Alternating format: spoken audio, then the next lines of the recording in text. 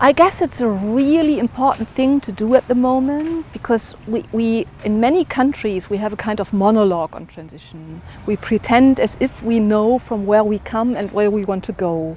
And I guess we need to dialogize, so to say, our discussion on transition to give voice to different perspectives and to really listen to different people's experiences and to include that into the dominant or hegemonic narrative.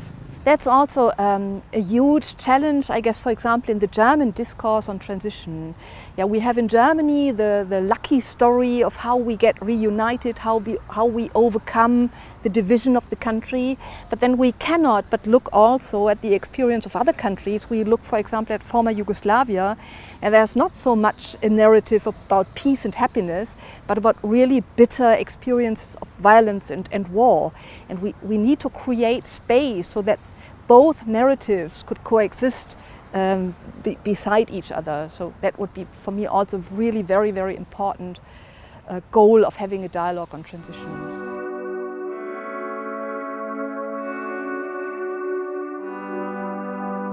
Like many people in Germany, for example, they think we have this peace, love and happiness discourse on transition. And my experience of having lost my job, of having lost my social status, having lost also my social environment does not really find a place in that discourse. And that's why they at times tend to really cast their vote for what they perceive to be anti-system parties. And I guess if we have this more inclusive space for an open dialogue, giving the opportunity to different perspectives to be heard, we can also create an understanding of what we have in common and not putting emphasis on what divides us.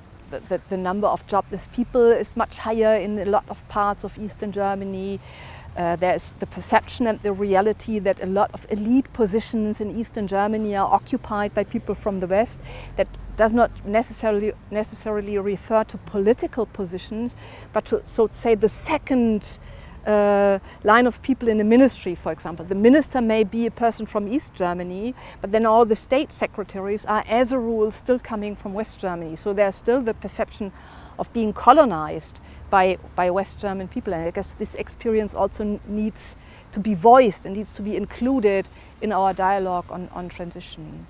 I mean, there is this idea of we all belong to the same nation. We are all a community of people being all German. And if we do not listen to each other, if we do not understand that people in other places made different experiences, we cannot also create that ground for commonalities between us. So I guess we need to listen to us first, and then we need to try to define what we have in common. There was an interesting idea in the beginning of the 90s. I do not remember who brought that idea up, but the idea would be to have East Germans and West Germans telling each other the stories of their life, so that you get to know what kind of experiences the other person made. And I think this is a huge missed chance that we did not do that at that time. So maybe this kind of transition dialogue is an opportunity to get something similar like this idea.